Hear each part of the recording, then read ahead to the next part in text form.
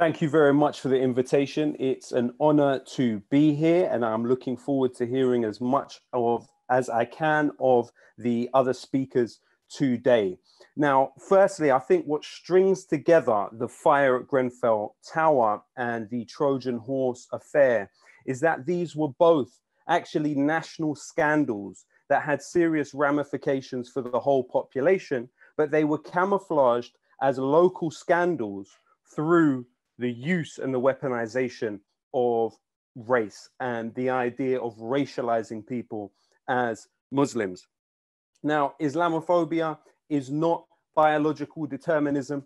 It's, if anything, you could say it's a form of determinism, but it's linked to something that is outside of biology, which gives us a new way of understanding race today.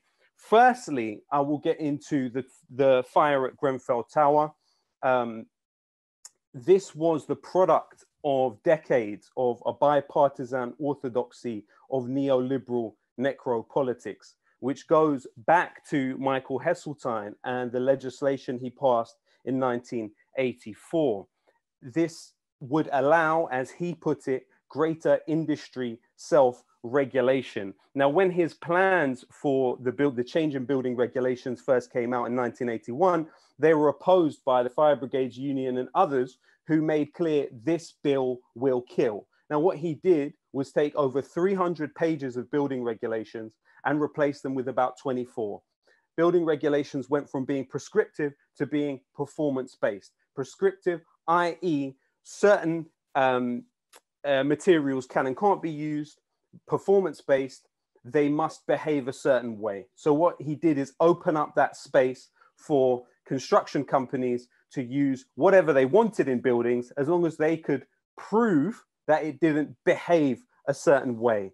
Now, in this sort of ambiguity that was in these regulations, Approved Document B was a very important part of it. And it was something that there were repeated calls from consecutive governments to change, whether it was John Prescott in the Labour government or Eric Pickles and Gavin Barwell.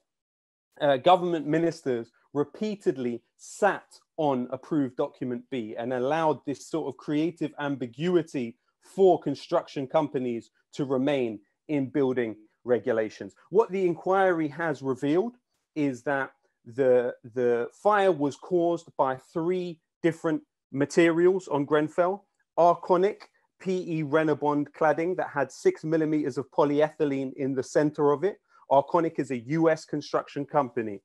Celotex RS 5000 insulation. Celotex is the subsidiary of Saint-Gobain, which is a French construction company. And Kingspan's insulation, Kingspan being an Irish company. Now, the inquiry has revealed that all of these companies knew prior to the refurbishment that their materials were flammable, and they sought to mislead how should we put this? They were aware of the risk of these materials, but they concealed this from regulators. So this in no way negates the fact that regulations had been made so flabby. The organizations like BRE, which are in charge of the testing regime for these materials, were privatized in the 90s and had become, and there's implications of what will come later in the inquiry, that BRE worked with particular actors in particular companies to misdescribe the results of tests. So all of this is coming out as we speak. Now, deregulation is something that slices across the population, as we will later on see. When we look at the Trojan affair and how we can connect it to Grenfell, you know, I have to say thank you so much to John Holmwood and Teresa O'Toole, because their book has been massively important for me in understanding the Trojan affair, because so much of our perception of it has been formed by the media building, which I guess we will get into. You know, and prior to the scandal, Parkview, which was the center of the Trojan affair, was in the top 14% of schools in terms of grade attainment. I'm sure John and others will go into this later on, so I wouldn't really want to preempt their speeches. But what you have is a move from emphasizing shared values to emphasizing the enforcement of British values happening across British schools during that period. The move under the Labour government from preventing violent extremism to under the coalition government countering extremism. While that might sound like a small change, it's actually quite considerable in terms of the ramifications. The important thing to emphasize about this idea, whenever discussing issues of terrorism and prevent, is that your likelihood of being anywhere near an act of political violence in this country are minuscule. According to Chris Hunter, an expert in the British military, your chances of being anywhere near an act of political violence are 1 in 16 million. And as David Miller put it, the prevent duty, which is now a legal duty for all in the public sector, and some in the private sector have chosen to take part in prevent, it contradicts the requirement in the Equality Act of 2010, which says that you should not discriminate against a person because of their religion or because of their political views.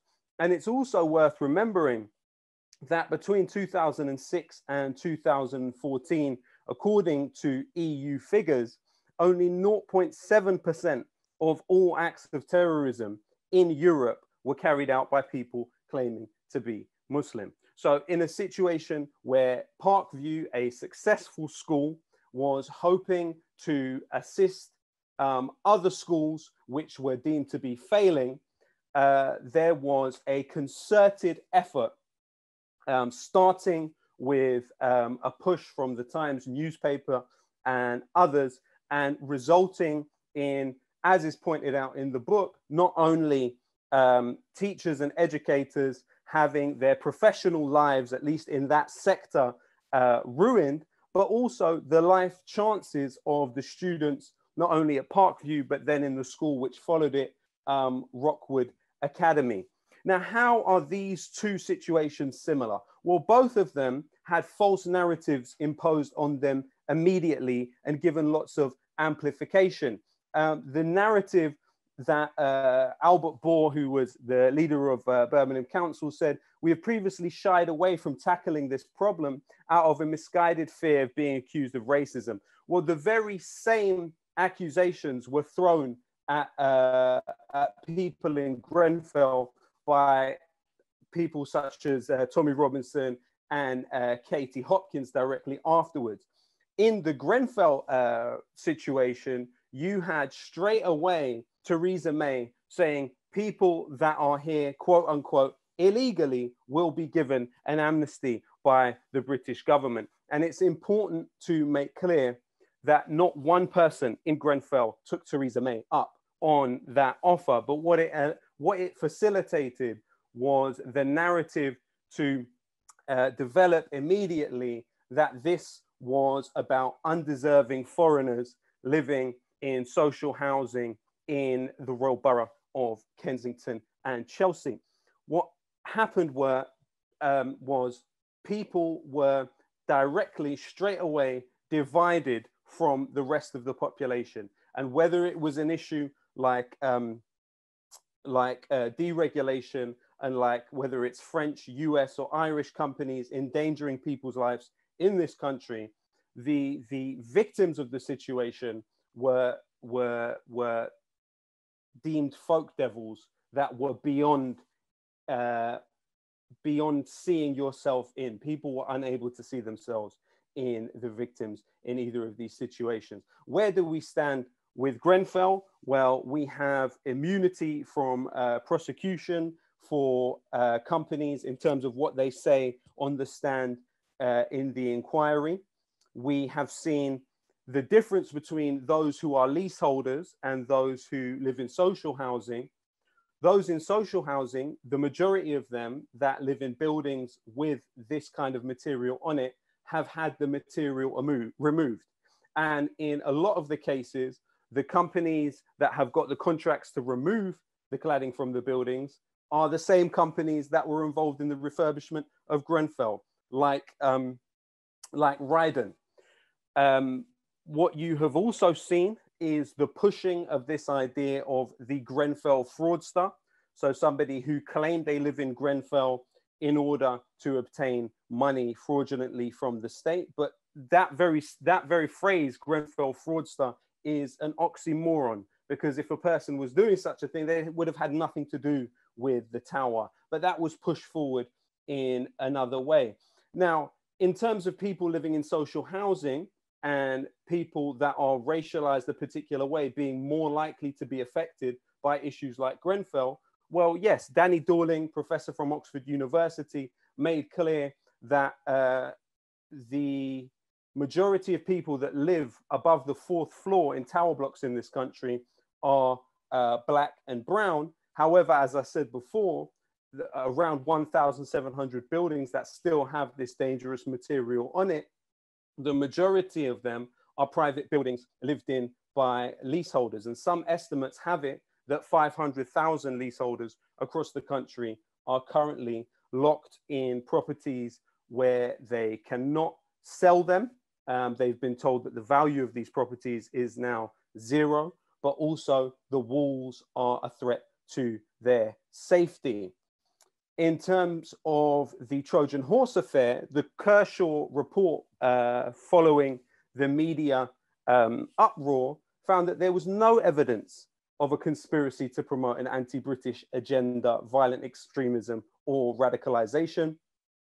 The Clark report also found no evidence of terrorism, radicalization, or violent extremism. Now, despite the collapsing of the case, you saw the media do very little covering of the rebuttals or the clear discrediting of some of these ideas that were put forward early on. But also, you saw Parkview replaced by Rockwood School, which not only has lower grade attainment, but also it has the army in it now, with Michael Fallon at the time announcing that 150 schools would host cadet units, and Rockwood being the first to do that. So on one side of it, you see initial claims made as soon as something has happened to distance the rest of the population from those people and not see the solidarity with them as clearly as they should. And they use this idea of foreignness, of otherness, in order to push people away from those groups of people and not see their struggles as reflective of their own struggles. I think that's probably 10 minutes, no? Yeah, that's cool. All right, thank you very much, Loki. I'll get to the questions at the end because I think we'll have time to put them to you actually before we finish with everyone. So Nadine, I'm just going to hand over to you. Thank you, Amit. And thank you, Loki, for that. So I'm going to be touching on some of the stuff that Loki just touched on as well. And in doing so, I'm going to speak a bit about I should say thank you first to Amit and Gominda, of course, for inviting me to speak today, and to everyone for coming. I'm really grateful to be part of this really great panel.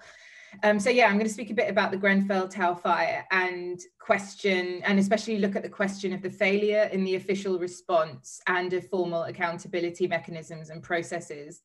But also what I want to kind of look at is how communities have responded to this and what this might teach us about organizing collectively against racial violence in a context of state neglect and abandonment, which of course we've seen not just in relation to Grenfell, but also more recently in relation to COVID-19. So I'm going to speak briefly about that too. And in doing so, I'm going to touch on the idea that Loki was talking about how people are not able to see each other in the victims of Grenfell, and how that that kind of status quo is manipulated and produced by discourses and practices of racial state violence. Yeah, so as Loki was saying, systemic issues lay at the heart of the fire, which, as we know, took place in a social housing block. And these systemic issues are both lie at the heart of why the fire happened, but also, I would argue, why there hasn't been any sort of justice, whether we see that as a formal kind of justice delivered by the system or any kind of transformative justice more than 3 years later, and why those in power have escaped accountability, and why families across the country continue to sleep in unsafe buildings night after night. So yeah, Loki talked about some of the issues that the systemic issues that lay at the cause of the fire, questions of racism, stigmatization, wider social issues affecting social housing, deregulation, privatization. The ones that have been left out of the scope of the official investigation are the issues of racism, stigmatization, and wider social issues affecting social housing. The Grenfell Tower inquiries focused on the immediate causes of the fire, and legal challenges to the narrow scope of the inquiry were met with the argument that systemic causes are non-justiciable, so can't be addressed by the law. So Sir Martin Moore-Bick stated that the inclusion of such broad questions within the scope of the inquiry would raise questions of a social, economic, and political nature, which in my view are not suitable for a judge-led inquiry. So ignored in that, of course, is the idea that the cause of death lies beyond the realm of the immediate, and that these official investigatory processes are, as Shireen Razak has put it, structured to have little time for the past. So processes which might have led to making particular communities, particular people who suffer from state neglect and abandonment disproportionately, are then disproportionately likely to suffer violence, whether that's racial violence or violence against the poor. So Patricia Tuart has argued, and she writes about this in the edited book, that the inquiry's effectiveness is going to be stunted so long as it fails to take into account the Grenfell Tower community in terms of both race and faith. As we know, the majority of those who died were racialized as Muslim, and each time we're faced with the names of those who died or with of their images assembled, we can't get away from the fact that the majority of them are Muslim. And we know that the official inquiry documentation is available in Arabic and Farsi alongside English, again indicative of an awareness that of the victims' racialization, even though racial discrimination is not an issue under investigation.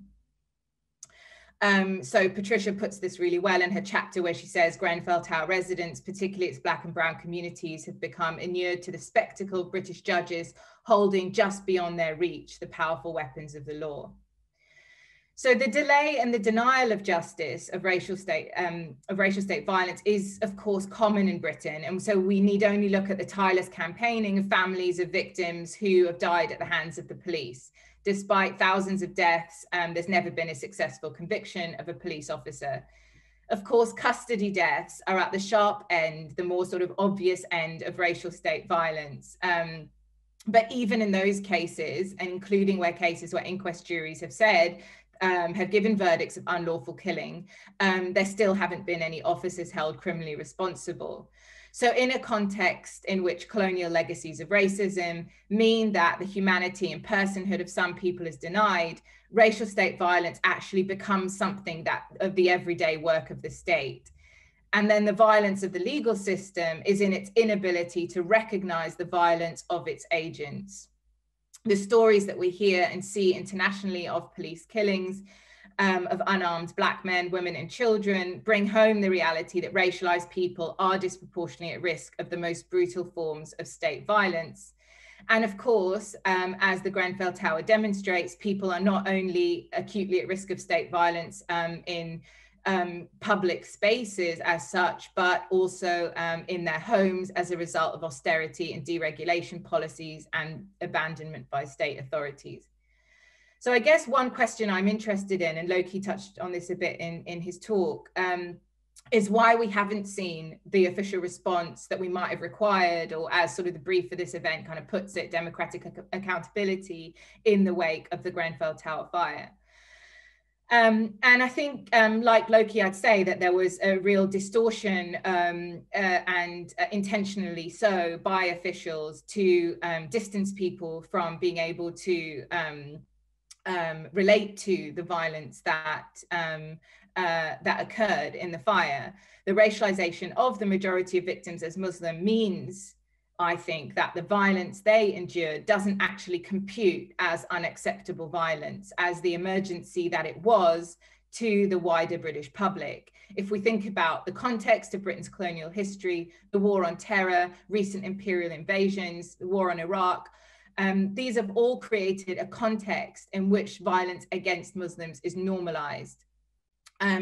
So in that sense, the violence suffered by the Grenfell victims was imaginable and therefore seemingly acceptable, and so failed to galvanize the wider British public as we might expect in the wake of such horror. So it's as though the violence of the fire doesn't register with the authorities or with significant parts of the spectating public. It's an imaginable kind of violence. Violence against Muslims is so normalized that it passes as unremarkable, even when it occurs in the form of a fire in a 24-story tower block in the London borough of Chelsea and Kensington, one of the richest places in the world. So while it is true that there are similarly clad unsafe tower blocks, including privately owned up and down the country, it is significant that the fire didn't happen in a block that was occupied predominantly by white people. It is possible that had the victims of the fire been people against whom violence is considered exceptional and unacceptable, the response and preventative action the Justice Daily demanded might have been delivered by now. So in the wake of the fire, when and this is sort of to get onto the point of communities organizing in the wake of the absence of a state response, in the wake of the fire, we know that bereaved and survivors were abandoned by the authorities, and that the community came together with its own response, organizing aid, food and shelter. And the organization of Grenfell United was created by the bereaved and survivors to campaign for safe homes, justice and change. And as Karim Musili, whose uncle died in the fire, said when speaking at the 2nd anniversary of the fire, pain unites us and pain also changes us. 2 years on and we're still neglected, abandoned by the government and other authorities that have and should have been there from day one. But I guess had they been there, there would be no Grenfell United. And so I just want to say a few words about the relationship between the unprecedented Black Lives Matter uprising that we saw take place in Britain over the summer following the police killing of George Floyd in Minneapolis on the 25th of May, and the organizing in relation to the Grenfell Tower fire. As I mentioned earlier, it's been difficult for Grenfell Tower victims' families to politically organize around questions of racism as a causal factor in the fire, due in partly to their racialization as Muslim and the challenges that come with political mobilization in a context of the war on terror, coupled with the Grenfell Tower's inquiry's exclusion of the question of race from the terms of its investigation. Of course, when Muslims try to politically mobilize in any way, the accusation that there are terrorists is immediately put. So in the course of the Black Lives Matter uprising, Grenfell survivors made a crucial connection between what happened to their loved ones and the racial state violence in the form of police killings by making the point that their loved ones couldn't breathe either. So Hisham Shuker, who lost 6 family members in the fire, drew parallels between the killing of George Floyd and the fire. He said, when my sister rang the fire brigade, she said, we cannot breathe. And on Monday, 6th of July, the words "we can't breathe" were projected onto Grenfell Tower. And this was a really powerful action which made visible that the violence the victims suffered is less identifiable as racial state violence, but is in fact just that. The development makes a powerful and necessary embrace of coalitional anti-racist politics and an acknowledgement of the limitations and depoliticizing effect of formal channels of accountability. And this, at the same time, this did send a powerful message to the Grenfell Tower inquiry to recognize the role of racism as a causal factor in the fire and in the lack of response. And indeed, the projection took place at the outset of the inquiry resuming, and Leslie Thomas, QC, who represents some of the bereaved families, mentioned in his opening submission that the Grenfell Tower did not happen in a vacuum. A majority of the residents who died were people of colour, that the fire was inextricably linked with race, that the disaster happened in one of the smallest yet richest boroughs of London, and that the community affected was predominantly working class.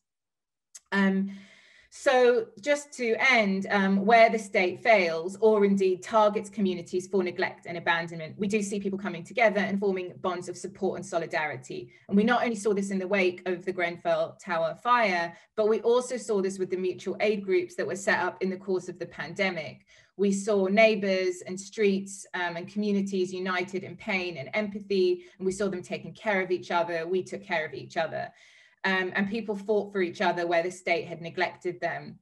And I think that we shouldn't underestimate the power of resistance that takes place along these lines, whilst also, of course, making sure that we keep up our critiques of the state for not intervening where it should. But I still wouldn't want us to undermine the sort of radical ethic of care and these bonds of practical support that do emerge in these moments, because these are radical bonds of solidarity and love, and importantly, they're bonds that the state can't actually break or take away from us. Thank you. Thanks, Nadine. That's a really powerful way to finish it as well. John, I'm just going to pass over to you now, if you're ready.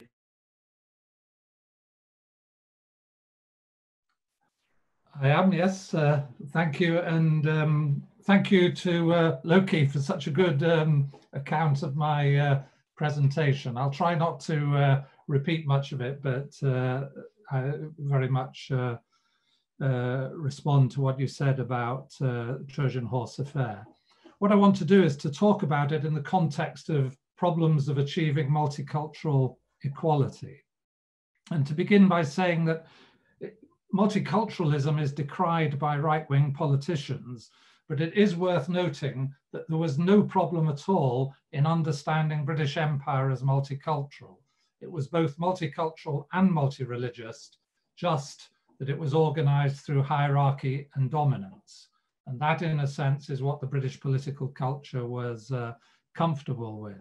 The problem, it seems, is with equality and resistance to achieving it, not multiculturalism. And I think both Grenfell and Trojan Horse show the problem of resistance to multicultural equality.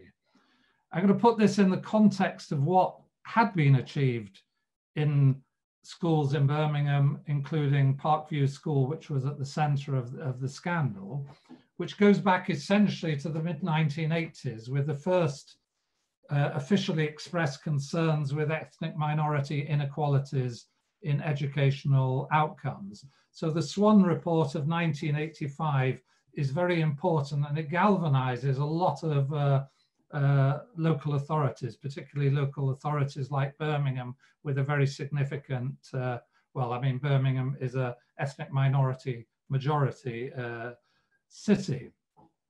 And what the Swan Report says is that there needs to be clear recognition of the different heritages and cultures, including the religions of ethnic minorities in Britain, in order that children can bring their whole self to school, and in bringing their whole self to school, be comfortable in that environment and comfortable with achieving. And that idea of multiculturalism was also, I think, very well expressed in the Perec report in 2000. And it's a particular formulation that Bhikkhu Perec puts forward in his introduction to the report, which he says that Britain should be thought of as a community of citizens and a community of communities, both a liberal and a multicultural society, and needs to reconcile their sometimes conflicting requirements. And I think for Perec, one of the ways in which different and conflicting requirements is reconciled is not by saying that one trumps another, but actually by opening a space for dialogue and equality of participation in that dialogue. What I think is happening is a mobilization of a liberal community of citizens, a non-inclusive liberal community of citizens against the community of British Muslims who are represented as living by separate and different values than that of the community of citizens. And that became a sort of feature. It included that New Labour didn't really take up as strongly as it should have done the Perec report, but in fact local communities and local authorities took up Perec and Swan together and were beginning that multicultural push for better outcomes and reducing inequality. But in 2011, David Cameron made a very important speech attacking multiculturalism and arguing that British Muslims lived by separate values. And that Munich security speech, I think, marked a shift to using the idea of liberal values as an instrument against different ethnic minority communities. And that's what I think is the significance of the Birmingham Trojan Horse affair. It's both the condition for it happening is created by the Cameron's Munich speech, but also it becomes for the government the perfect exemplification of the problem that that speech was seeking to illustrate. As Loki has already said, the arguments made against the teacher, they were misreported and they were virtually all of them false. So in looking at it in detail and in participating in the misconduct hearings, I can assure you that there is nothing that stands up that was accused against the teaching. As Loki has already said, the school at the centre was extraordinarily successful. It had, the community was one of the poorest communities in Britain, and it achieved one of the best schools in Britain. That's extraordinary. The school went from 2% passes at GCSE A to C in 1996 to 76% passes A to C in 2012. It was also that Birmingham schools generally were doing well. Birmingham has frequently come under criticism and come under criticism, I think, as a consequence of its ethnic minority composition, but Birmingham schools had outcomes well above the national average when the Trojan Horse affair hit. So the success of Park View wasn't a unique success in Birmingham. It was part of an improvement program in Birmingham that was outperforming other parts of Britain. Indeed, people speak of the success of London schools, but the success of London schools was brought about by the Director of Education from Birmingham moving to London. So that gives you some indication of what was happening in Birmingham. High degree of success in schools, despite low scores on all the other indications of deprivation, adult qualifications, unemployment, poverty, and so on. But there's something else going on which links, and I want to pick up Loki's reference to deregulation, because there's a kind of deregulation that took place in relation to schools, which is the moving of schools out of local authority and local community engagement. That's the Academies programme. By 2014, 67% of secondary schools in Birmingham were academy schools. So the local authority, which had achieved this school improvement programme, had actually had its capacities to act seriously reduced. But what happens with that process of deregulation? On the one hand, it hands things over to semi-autonomous and independent academy trusts, consultancies, and so on. But it also produces an incredible authoritarianism within government. Every single agency of oversight is an agency of the Department for Education.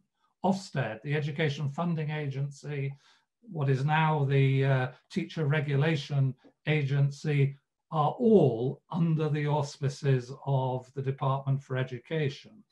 When the case against the teachers collapsed, and it collapsed because of professional misconduct by solicitors acting for the Department for Education, not once was the question raised about what is going to happen to the lawyers who had committed professional misconduct, in contrast to the teachers who had their career undermined. But the affair had an incredible consequence. The case didn't collapse till 2017. In principle, when it collapsed, we could have learned the truth about the Trojan Horse affair, but no journalist was interested in promoting that story. But already PREVENT had shifted from violent to non-violent extremism in its focus. And that has re-entered political debate in September of this year in terms of the school guidelines identifying anti-capitalism, Black Lives Matter, and environmentalism as extremist. That generalization of the definition of extremism and that set of guidelines has its origins in a Trojan Horse affair. And also, as Loki has said, all schools must teach fundamental British values. And what has happened is that is an accentuation of the opposition between liberal citizenship and ethnic minority communities, particularly ethnic minority communities who are also religious minorities, because those values which are supposedly British are in fact liberal procedural norms. There's nothing British about them, but calling them British represents them as somehow different from the beliefs of others who are then represented as living separately to them. And so that is now officially entered into public policy. And what I want to say is just a little thing about the unfolding of that in the Conservative Party manifesto of 2017, in which the Conservative government said that what it was going to do was start to use the successful strategies of civil society groups combating racism in the 1970s and 80s. They were going to start to use that against extremism, particularly Islamist extremism. And in effect, what that meant was using women's rights groups and gay rights groups. And that is developed in the counter-extremism unit and other kinds of organizations, but it's come with alongside an authoritarian development within the government, which is to strip bodies such as the Equalities and Human Rights Commissioner of commissioners who believe in issues like structural racism, Islamophobia, and so on. So we have a paradox that the government is now turning equalities and rights, turning it against publics, and particularly ethnic minority publics, and in fact making it difficult for government policy itself to be scrutinized. And this, I think, is the most authoritarian culmination of a process that came through Trojan came out of the Trojan Horse affair. And with it all, one just has to remember, and there was no Trojan Horse. Thank you. Thank you very much, John. Before I hand over to Lateefa, I'm just going to put 2 questions to Loki, because I'm aware that he has to leave to join another meeting at 3 o'clock. So Loki, just quickly give you a chance to reply to 2 questions. So the first question is, I'm trying to find the reference for the discriminative narrative around the legal immigrants living in Grenfell. Would you happen to know any literature / statistics that can help me with this? And then the second question is, what are the prospects from the inquiry? Will we see some degree of re-regulation, and how important was activism in getting justice for the victims? So yeah, if you just wanted to answer those quickly, that'd be brilliant. Well, in terms of the discourse around migrants, etc., number one, just look at Theresa May's statement very, very soon after the fire, within days, about the amnesty. Then look at Tommy Robinson, Katie Hopkins' pronouncements about Grenfell.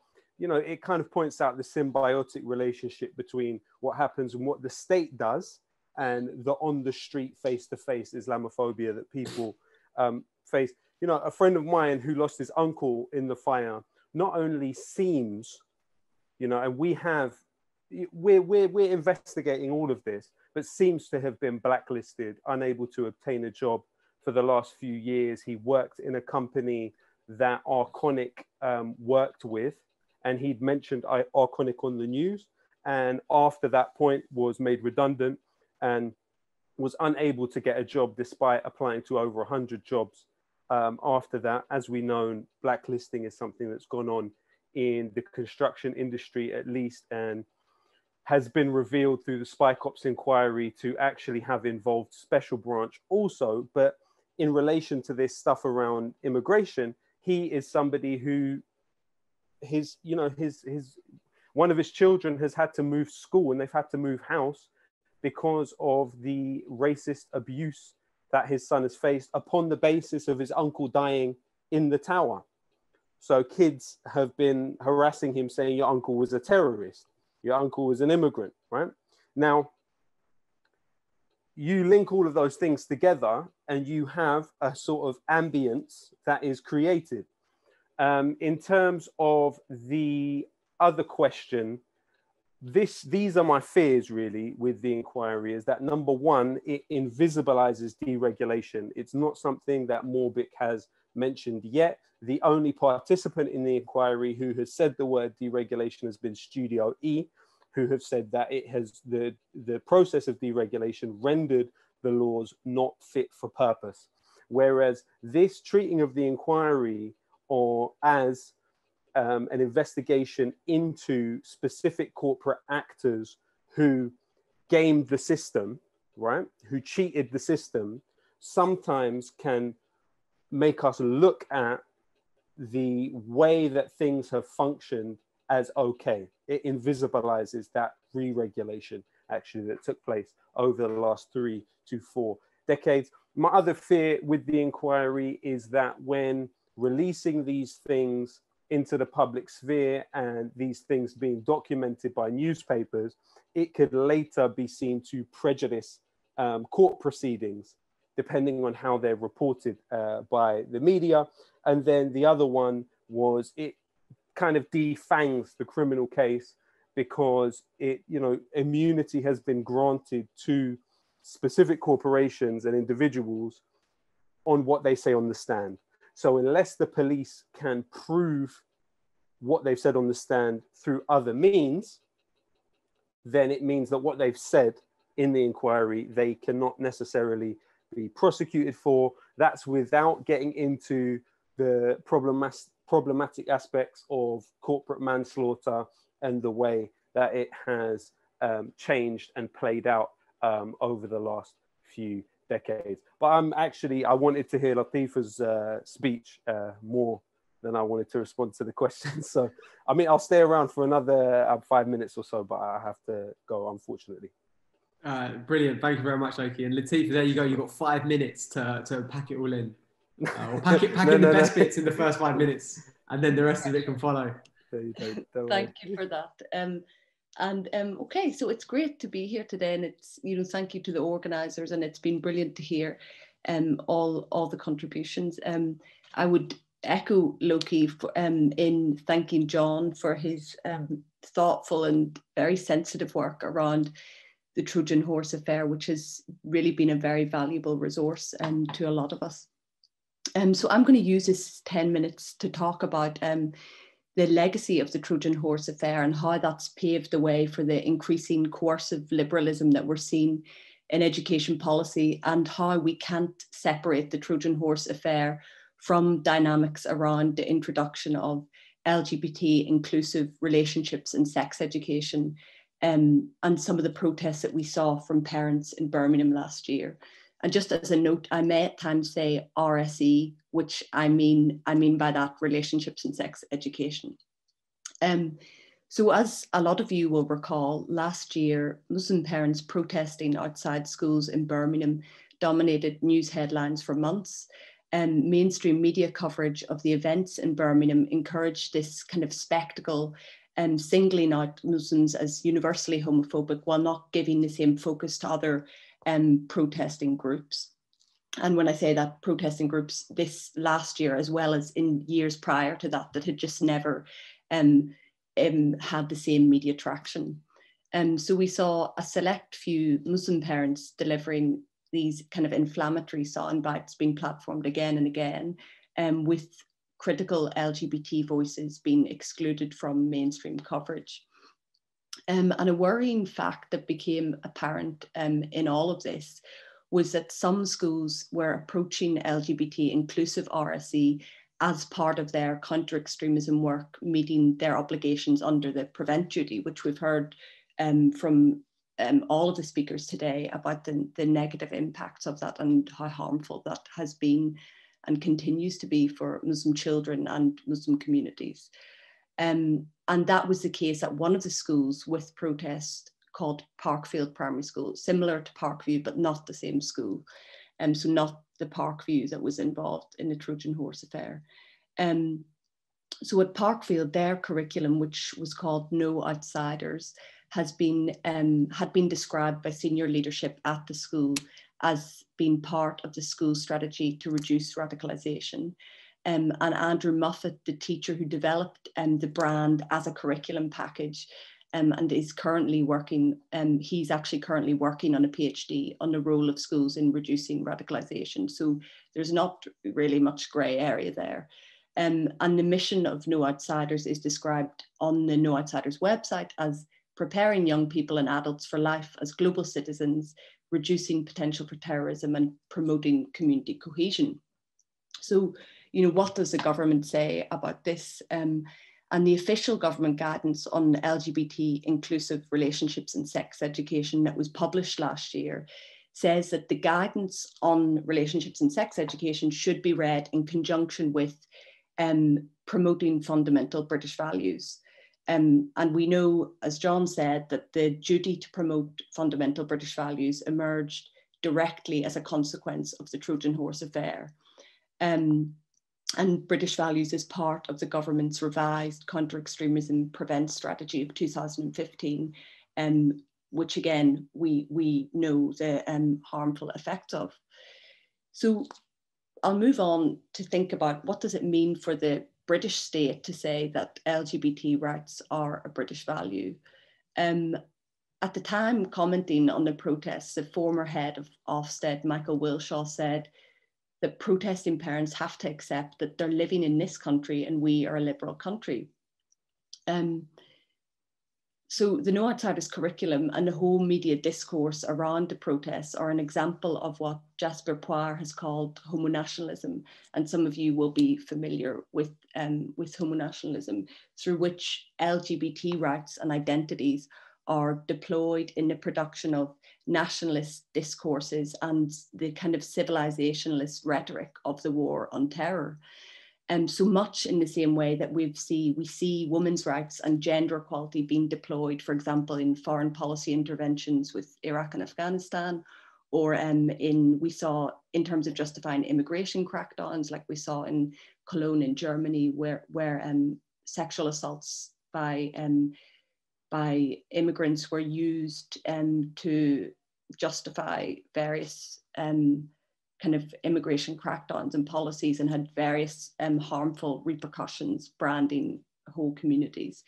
And in addition to that, the kind of those common tropes of the dangerous black or brown man. So we were familiar with that, and in terms of gender equality, but much in the same way, LGBT rights are deployed. And the West is presented as an ally of LGBT rights, while racialized others, often Muslims, are seen as embodying sexual repression and homophobia. And the optics of the kind of the protests last year are not irrelevant. And we saw in different ways white savior complexes and these kind of notions of the communities around the communities of the schools, and in Birmingham as kind of backwards and primitive compared to the schools which were positing themselves and very much aligning themselves with equalities. So it was very much this kind of, we're on the side of equalities. You know, we heard the language of, you know, kind and loving and reasonable, whereas communities were presented as dangerous, as regressive, as backwards. And in one particularly painful panel discussion, we saw local MP Jess Phillips appeared, who, you know, some of us will recognise as this kind of face of liberal, carceral, white feminism. And this is the same Jess Phillips who said, the British, Pakistani, Bangladeshi community, certainly where I am, has issues about women's roles in a family and society. So that's a quote from Jess Phillips. So she was sitting beside her friend, Sarah Hewitt-Clarkson, who is the head teacher at Anderton Park, which was the second school that was experiencing protests. And there was just a very palpable air of this kind of, you know, of scoffy attitudes, of a sense of, you know, this is so obvious, why these books are okay, or why this curriculum is okay. And there was something very palpably patronizing, and again, positioning of a particular, you know, we are on the right side of this kind of narrative. Unsurprisingly, analysis of any of this was not included in mainstream media coverage. So in response to this, a few colleagues together, we got together and coordinated a not in my name style open letter, which was signed by LGBT individuals and organisations that support and work with LGBT communities, expressing concerns at the way in which LGBT issues are being deployed in counter-extremism discourse. So in the interest of time, I'll read directly from this, a paragraph. So we wrote, the government's claim that teaching LGBT inclusive RSE constitutes the promotion of fundamental British values is highly hypocritical. Let's not forget that it was Britain that implemented anti-sodomy laws across its empire, and it is Britain that continues to deport LGBT people seeking asylum from those very laws. It is worth remembering that the 21 MPs who voted against the new LGBT inclusive guidance on compulsory RSE earlier this year, so that's last year, were predominantly white British men from the Conservative Party and the DUP in Northern Ireland. Our Prime Minister, Boris Johnson, has a history of making homophobic remarks, including attacking Labour for encouraging the teaching of homosexuality in schools and describing gay men as bum boys. So that was an excerpt from the letter. And we could go on in that vein. And I would actually encourage, if anyone is interested in kind of more perspectives around Homo Nationalism and LGBT co-option, Nadine was coordinated with colleagues a great event, which is online, which I've forgotten the name of, around Tony Blair on the Doughty Chambers event, but you can find that online. So yeah. So essentially a worrying trend in all of this is that counter-extremism strategy, and we'll perhaps have a chance to go into this a little bit more in the chat, is increasingly drawing on the Equality Act of 2010 to represent British values as accepting what are framed as liberal values. And at the same time, we're seeing that the Equality Act is actively being pitted against British Muslims through this not so subtle trajectory of policy and discourse around the need for Muslims to actively engage with British values because they're in some way deficit. And we can see that in the way that schools are engaging and kind of mixing obligations under British values and prevent with the Equalities Act legislation. It's worth mentioning that in the case of No Outsiders, which was used, as I mentioned, at Parkfield, the LGBT curriculum is actually called No Outsiders in Our School, Teaching the Equality Act in Primary School. So that's the title of it.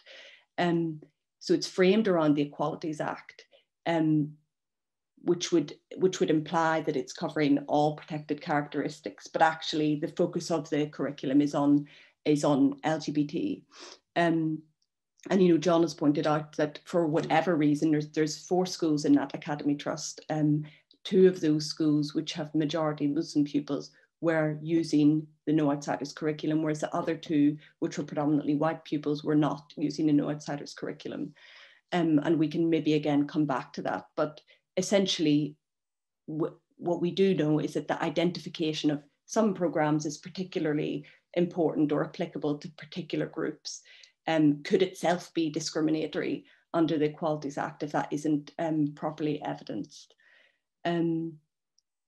So to round off, we can see how the damaging legacy of the Trojan Horse plays out in the entrenchment of British values and prevent, and the corrosive impact it's had on kind of cementing this neoliberal understanding of equalities and racialized tropes of communities that we see playing out in all sorts of ways at schools.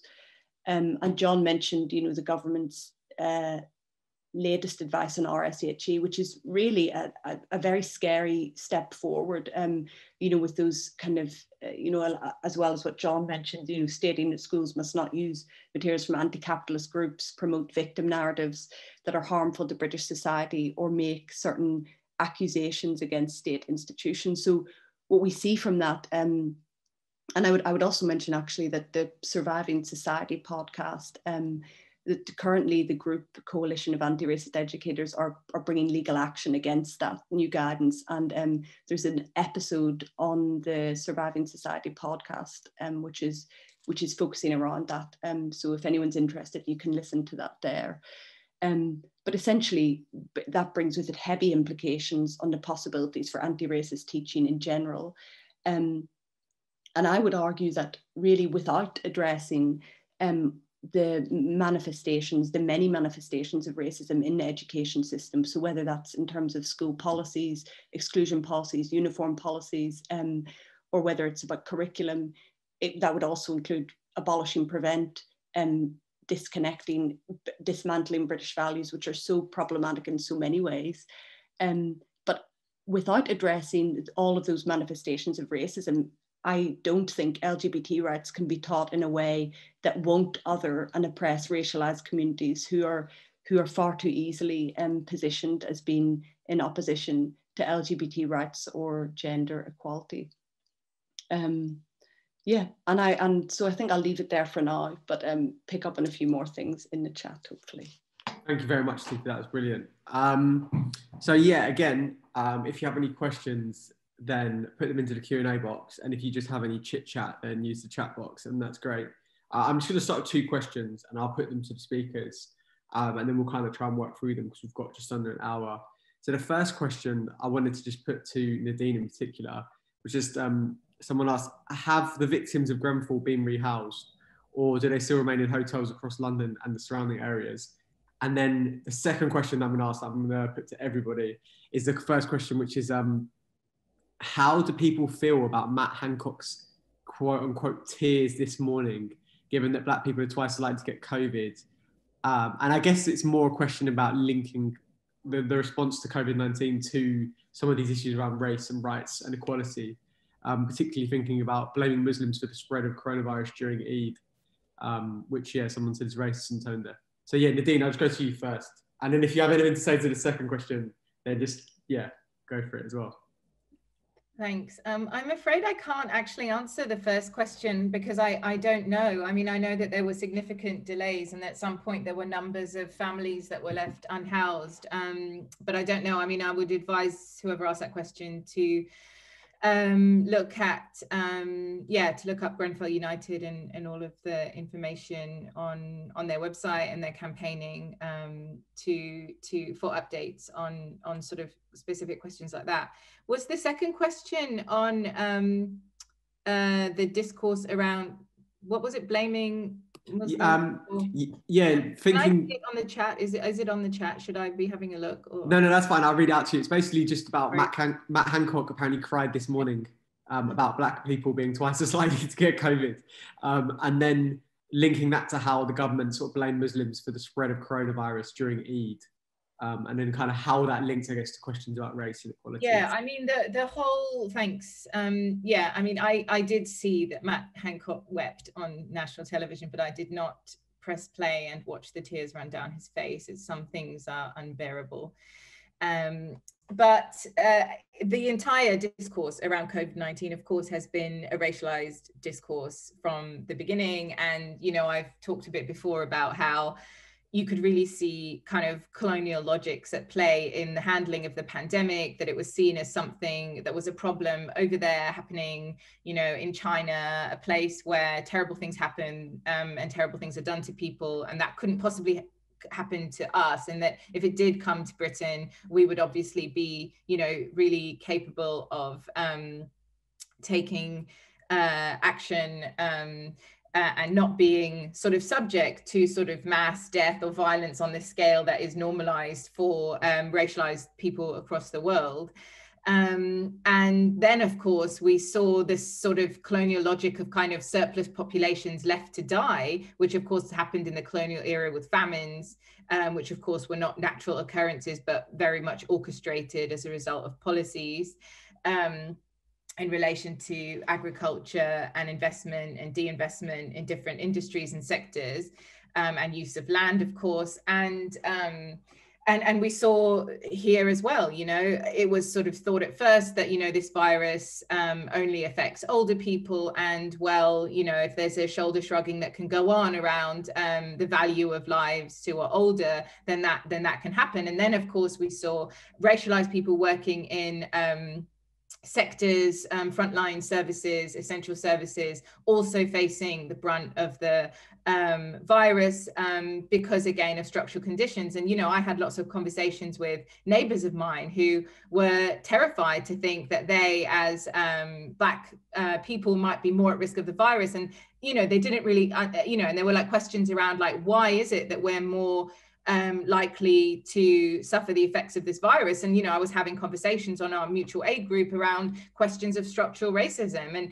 And I mean, I know that Discover Society runs a really great COVID-19 series, and actually I use some of those articles to kind of have conversations with communities around why it is that people are disproportionately likely to die of the virus if they're racialized, of course, because of structural conditions already in place that make them vulnerable to all kinds of disproportionately vulnerable to all kinds of harm, including a virus. So yeah, I mean, there's so I suppose in that context, it doesn't really surprise me that then Muslims would be particularly sort of blamed or stigmatized in relation to the virus in terms of their sort of inability to take action that might be protective of themselves and their communities and need to be sort of told what to do. But of course, we know that that it's precisely the people in power and somebody like Matt Hancock who, you know, is totally incapable of putting safety first to the point of, you know, leading to the death of large swathes of the population. So yeah, no sympathy for his tears, unsurprising. Yeah, I didn't know he had them in him, to be honest. That's probably the most impressive part about it. John or Latifa, did either of you have anything to add to that? If you did, just feel free to kind of jump in. I would add something to it, because I think we are at a very dangerous moment, I think, where there's a certain reconsolidation of a particular narrative, and I think the government is getting more control and the official narrative is getting more control. But we shouldn't forget that there were other stories during COVID. So it wasn't simply a story of disadvantage and greater threat, but also how BME communities were the front line of support, and that there was a fracturing of the dominant narrative around the problem of immigration and so on. The country, the white middle class part of the country, was essentially supported by ethnic minority communities on the front line in different ways. And there were also considerable manifestations of religious friendship across different kinds of groups. I remember being very moved during the Leicester lockdown, seeing the people who'd organized to be a permanent group providing Islamic funerals, a service to the community, as well as Sikh Gurdwaras organizing community kitchens. So I think part of the problem is that those stories of friendship and solidarity have been missing. We have, the government is desperate to save Christmas, but did nothing, in a sense, to make Eid possible. Said, well, you just should sacrifice Eid for the sake of the wider community, at the same time as we're going to allow the virus to expand its reach for the sake of Christmas, for some. So I think the narrative fractures at different points, and it's really important to sort of get inside that fracturing and break apart the dominant narrative and see the acts of solidarity and support, and not just the pain, I think. Can I just come back on that just really briefly, Amit? Yeah, of course. I think that's an interesting point, John, but don't you think that sometimes the kind of ways in which actually those stories of kind of cross-community, multicultural solidarity actually get sort of used to kind of say, oh, look, isn't it amazing that people can, reach across community divides and across religion? Actually, the media often picks up those stories as being kind of proof of the humanity of some of these communities that we might otherwise regard as, unable to speak across a neighborly fence, or, or that we imagine are sort of backward or sort of stuck in their homes doing things in their traditional ways and kind of not reaching out. Like, I kind of find those stories quite, when the focus is on those stories, they can actually be quite problematic, because actually our everyday communities, our everyday experience within our local communities is precisely that, reaching across every day, not just in moments of crisis, but really in everyday interactions with each other. And there's nothing sort of special or, unusual about kind of cross community. And actually that in itself can be quite a problematic discourse around, in the media. I entirely agree, and particularly if it's given superficial form in terms of clapping for carers, and look, it's a multicultural clap for carers. I think one of the scandalous things about was the organization of the National Volunteer Service. So there was quite a lot of spirit of wishing to connect with things, and actually the nationally organized volunteers system didn't function at all. And it didn't function at all, I think, for the reasons that you're suggesting, that there was a lack of everyday built-in texture to people, coming in wanting to be involved, but in sense not having been involved. And so the successful kinds of support was the support that it was already building on something that existed on a day-to-day basis. I do agree, with you. I'm just sort of clutching at some, trying to take some positive straws as well, that there's something that, people do need something to hold on to shift their mindset. Otherwise, it's quite difficult to shift your mindset without some images and ideas to hold on to. Sorry, just really briefly. Sorry, Amit. Yeah, I totally agree. And I think that the positive things to take are things like the locally organized mutual aid groups, because actually that government move can be, that volunteer army thing can be seen on the one hand as an attempt to co-opt, but also window dressing, because, you know, loads of people signed up to it and then were not given any task. And it's really part of that whole, like, you know, this is the nation at war against the virus and everyone, you know, volunteer army in that sense. And so that really helped that kind of window dressing of this is the war effort and we're all coming together in this kind of way. But yeah, I think totally the positive aspects of the mutual support groups should definitely be focused on. Yeah. Can I just jump in there? I think in terms of I mean, I hadn't seen Matt Hancock's tears, mercifully, but now I'm aware of them. But in terms of I suppose when it was interesting, because when the narratives, I think it was so predictable when the statistics came out and when people were aware that there was a trend that Black and brown people were dying at a higher rate from COVID. One of the kind of what felt really predictable narratives that felt like it came out, I work in a lot of schools in Newham, and was how quickly it turned into that Black and brown people from dying disproportionately, then turning into like a risk factor in themselves. And that felt almost like something that, you know, I heard people at schools mentioning, oh, you know, so-and-so's worried about coming to Newham because there's high BAME communities in Newham. And how quickly, because the narratives that we have, and those narratives of blame, in the same way that we talked about Trojan Horse, Grenfell, an example Loki gave of the little boy who was bullied because his uncle died, how quickly our own suffering will be flipped back upon us in those moments, and how quickly it is that can be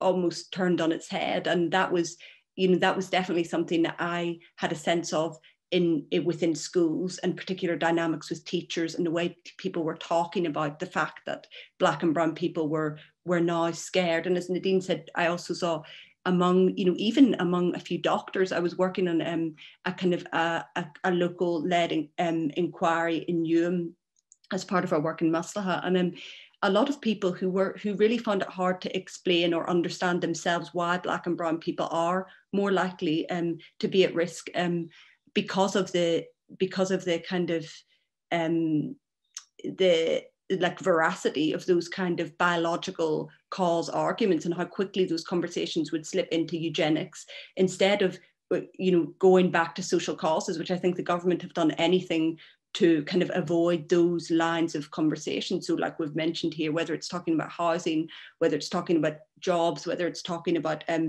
you know, multi-generational households and who's more likely to live in those households, all of those narratives have been, you know, are very easily pushed aside. And I guess this was just another example of how empathy and understanding operates in these moments when it comes to Black and brown communities. Excellent, thank you, Latifah. I'm going to just throw another question your way, because someone asked it of you, and that is, do you have any thoughts and suggestions on what would make for successful queer Muslim-led resistance to using RSE under counter-extremism? Well, it definitely can't happen under counter-extremism. Categorically, no. I mean, I think the interesting thing in these conversations is that, you know, queer Muslims are like any queers who are in the margins are going to be essentially excluded from, whether that's, you know, trans people, sex workers, poor queer people, whether it's queer Muslims, queer, you know, people who don't fall within that kind of middle class white LGBT narrative are going to necessarily be excluded by any kind of state endorsed LGBT rights campaign, or whether it's education campaign or whatever else, to in any way interact the kind of counter-extremism matrix and those mechanisms with a kind of queer Muslim movement would be really, really problematic. And I really don't believe there can be any liberation or any liberatory conditions under that kind of rubric. But what I would say is that, you know, similar to what we've been discussing, is that the resistances exist already. We see that already in, groups, for example, like Inclusive Mosque Initiative, who, center queer and trans Muslims while also condemning state violence, whether that's in terms of immigration or whether it's in terms of police brutality. And it is possible to do those things at the same time. Also, I think in terms of how often what we see, when I say this is happening already within communities, like Nadine was talking about mutual aid groups, when people stand shoulder to shoulder on their on the kind of fronts upon which they're struggling. So whether that's in communities where people maybe are all struggling on particular grounds, but if you're standing shoulder to shoulder, you will through that come to an understanding and a support, regardless of that kind of transcends any of this kind of language or labels or whatever. And that, I find, has been my experience in terms of how what the possibilities are to kind of exist and to support and to resist some also of these really dangerous and harmful kind of conditions that we kind of have to operate within. Excellent, thanks for that, Latifa. I've got 2 questions for John, 1 question for Nadine. So to John, have you looked at the development of the coalition government's education policy on Muslims in state schools and or independent Muslim schools in the build up to the Trojan Horse affair, i.e. from 2010 to 2014?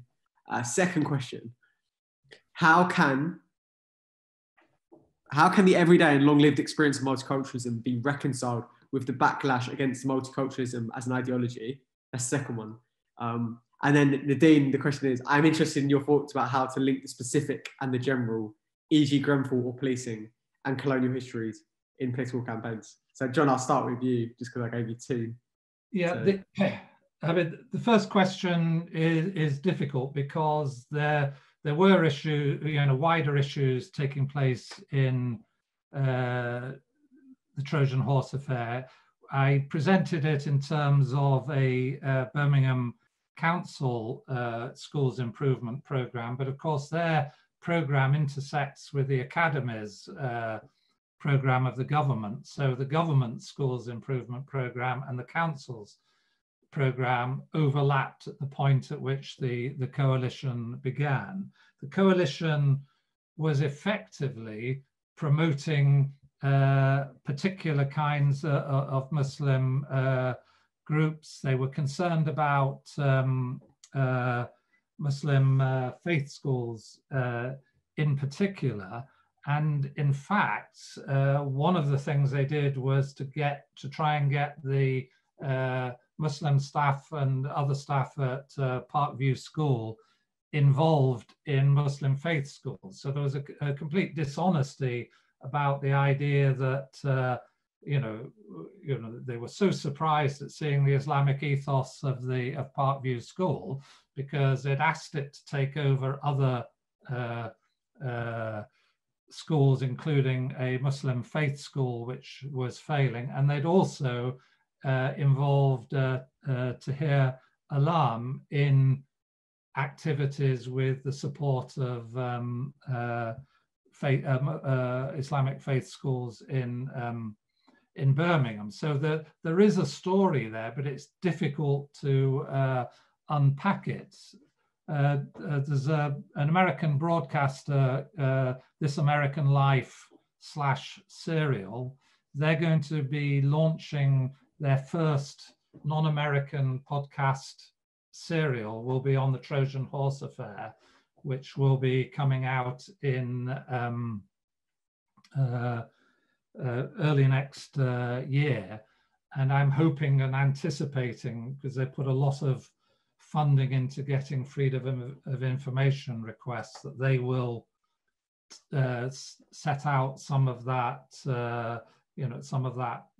background story. It's quite significant in the Clark report that Clark has a web diagram of the connections of the chief spider involved in the plot, Tahir Alam, and every one of his collections is absolutely intelligible if you regard him as a gifted educationalist being asked to involve himself in the improvement of faith schools and other kinds of support for British Muslim communities and educational opportunities. So a lot of the connections have a very innocent role, and the connections were all known about and encouraged and developed by the Department for Education. And then when Gove's career became at issue and at stake, he destroyed it all. People may remember that David Cameron had announced he was going to give up as leader of as Prime Minister. So he'd begun a leadership race, and right in the middle of Trojan Horse, there was a big fight between Theresa May and Michael Gove, and I think the Trojan Horse was partly a fallout from that.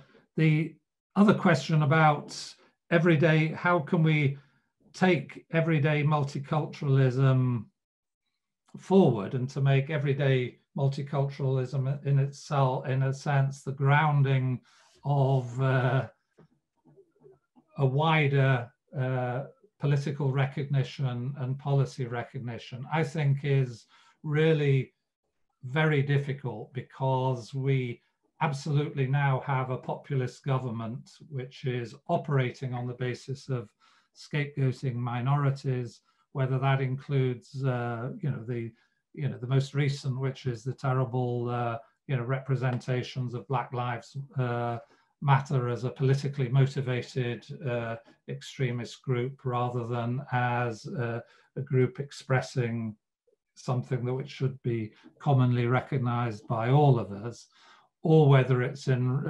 relation to issues for British Muslims. But I think what we have to reckon, and one of the most difficult things about the Trojan Horse affair was getting other British Muslims to recognize there was no truth in the story. So there was a very rapid embarrassment on the part of British Muslims about something bad happening in Birmingham, rather than, in a sense, trusting that there was something good happening in Birmingham. And so I think it's about the fracturing of communities as well, and repairing the fracturing of communities, as well as tackling the larger narratives. Great. And Nadine, I'll just put the question to you again, and that was that what are your thoughts basically on linking the specific to the general, e.g. Grenfell policing and colonial histories in political campaigns? Thank you. I can't believe Serial's going from true crime to the Trojan Horse. I'm intrigued and impressed. Looking forward to that for sure. Yeah, so this question, I mean, I touched on the question a little bit in what I said, where I kind of tried to look at the Grenfell action of the projection of "We Can't Breathe" on the tower as being quite a hopeful and imaginative attempt to connect the struggle for Black lives, which of course took place in the summer following a police killing of a Black man in the US, but then of course quickly traveled to the UK, not only as an issue of solidarity, or not only, so the protests that we saw taking place in the UK were not only out of solidarity, but were also a recognition that BLM is also relevant to the UK when we consider Britain's history and its current colonial configuration, and the way legacies of racism continue to affect racialized people in Britain and across the world. And of course, for me, seeing the kind of empowerment that came to, or that was possible through the taking place of what was an unprecedented uprising, the sense of the frequency and numbers that were taking, frequency of demonstrations and numbers of people taking part in across the country in those Black Lives Matter uprisings, then seeing how that empowered the Grenfell community to be able to say, you know, we are also victims of racial state violence. And whilst that kind of racial state violence that took place in relation to Grenfell Tower might be described as a kind of slow violence where, you know, it was a process of neglect and sort of degradation of housing conditions and different policies and different contexts of the state's work that led to that that instance of state violence. It's often it's more difficult to see it as racial state violence in the way that we see the killing of a Black person by a police officer in the street as being racial state violence. But I think what the Grenfell action showed was that it's possible to do that. And I think, and that gave me hope precisely for the possibility for trying to connect in our campaigning different struggles in our campaigns against state racism and move towards a kind of truly coalitional, collective, solidaristic kind of organizing, one that isn't based on a kind of zero-sum politics or like a hierarchies of oppression or notions of like guilt and responsibility and who, et cetera, you know, my colleagues and I, my co-writers and I tried to write about this a bit in our book that's coming out published by Pluto early next year, where we kind of tried to look at what a kind of truly collective politics might look like today, where we can join up all of these kinds of instances of racial state violence and our deep and abiding concern for affected communities in ways that are that are these radically bonded, solidaristic and internationalist sort of forms of collective struggle. And I do think it's possible. And I that's why I kind of talked about that example of what Grenfell United did as being indicative of that possibility. Thanks. Brilliant. I'm just gonna put two more questions together and ask them to you both. The first one, I'm kind of reconfiguring it.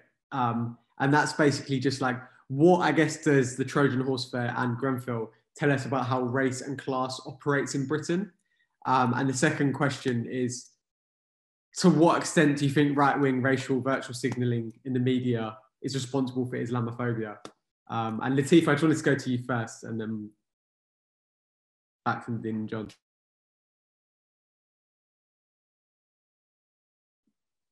Thank you, Amit. Yeah, so in terms of race and class, I mean, it was, I think empathy comes up again in terms of, and specifically, I think the race and class intersection leaves is a place of like where a complete lack of empathy is directed. And it was interesting last year, you know, John was involved in the Trojan Horse play, which was a play based on what had happened in the Trojan Horse affair that toured around. It was Lung Theatre that did it. And what was interesting was I realized when watching that play that it was the first time that I'd seen, you know, bear in mind this was 2019, any kind of empathetic portrayal of what had happened to those communities in the Trojan Horse affair. So the fact that there were children who had gone from doing really well at school, and like a whole school of children or schools of children who'd come away from those years full of shame, full of a sense of their communities are backwards, that their communities are wrong, full of, you know, there's all sorts of testimonies of the young people involved and what that impact that had on their mental health and their sense of self. As well as the teachers who were involved and who were kind of dragged through the dirt or whatever. And you know, as John said, there was all sorts of political reasons why that went on so long. There was no acknowledgement. There was never a moment in the media where everyone said, oh God, like the Trojan Horse was actually a hoax. That didn't actually happen. Those people, those communities didn't do anything wrong. And that moment never happened. And when that play went round, as I said, it was this kind of moment of, okay, people can see, for once you could see a sense, there was a story that, and I guess that speaks to the power, you know, of campaigning, storytelling and whatnot, in terms of developing that sense of a people other than the horrendous kind of media portrayals that happened. But I suppose in terms of then what we're saying about race and class and what happened with the protests last summer, there was a strong sense of feeling that, these are communities, working class communities who've been downtrodden, who've had their names dragged through the mud, who have not had a voice at all. And for the past, Trojan Horse happened, no one had a voice, no one said, actually, this is who we are, this is what we're about. That opportunity never happened. And that is specifically because the communities were working class communities of colour. And then last year, when we saw those dynamics with the schools, I think one of the reasons it was so upsetting to see the dynamics between, and as we know in the UK, a lot of senior leadership in schools is white. We've got all sorts of dynamics, for example, in terms of marketization in education, schemes like Teach First that kind of channel teachers who maybe had never even been to a city before to suddenly move in, start teaching, all sorts of kind of saviour dynamics around that, as well as then what Ofsted has done in terms of the high stakes exam and teachers not having capacity and cuts through austerity, chipping away at schools in this way, meaning that teachers don't really have, because I understand I'm trying to say also that teachers don't have capacity a lot of the time to think outside the box. But in terms of those dynamics that I go back to in terms of the saviour dynamics, again, that is a product of specifically those communities being working class communities of colour, that dynamic could be so pronounced. And it was interesting because one of the groups who was involved in mediating last year between Parkfield and the communities, off the record, someone mentioned to me that they found it really difficult to get the school to actually reflect on the power that they had. And I think that that's something that a lot of schools, it's almost, if you start talking, schools will get defensive when you talk about institutional racism, but to spell out that there is implicitly power in a school as a state institution, particularly when those communities are working class communities, communities of colour, high proportions of maybe communities with no immigration status or insecure immigration status. What does that all mean in terms of the relationship between in that sense? And so for me, that was a massive dynamic that played out with Trojan Horse. And we don't, without even needing to say in terms of Grenfell, what happened with Grenfell, as everyone has kind of attested to, that was a massive dynamic in why things are still where they are and why the families have still had no justice. And and in terms of the second question that you asked with right wing, can you just word it again, Amit, for me? Basically, I guess it's like, to what extent did a right wing media push sort of contemporary Islamophobia? Yeah. And maybe how can we reorientate away from that perspective? And the person mentioned like education and teaching in schools. Yeah. Yeah, it's interesting, isn't it? I mean, in terms of right-wing media and right-wing groups and their kind of co-option, it makes me think of kind of with the Rotherham, the abuse there, and how suddenly we had people like Tommy Robinson talking about, survivors of sexual violence. Similarly, in this case, suddenly, we see right-wing, people talking about like the rights of LGBT people and queer people, and those kind of the co-optability of gender equality and LGBT rights is, really something else. And the far right have really waded in and done that when they want to.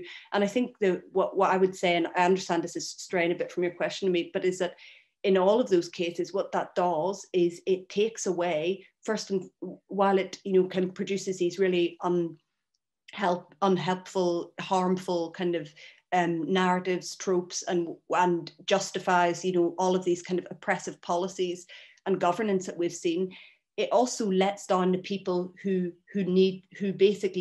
should be the focal point of that, whether that's survivors of sexual violence, whether that's survivors of domestic violence, whether that is young queer people. And what we see when you mix up, for example, when you bring counter-extremism into an attempt to teach people about, like, right now, we more than ever, we do need actually teaching for young people around gender equality, around sexism, around consent, around healthy relationships.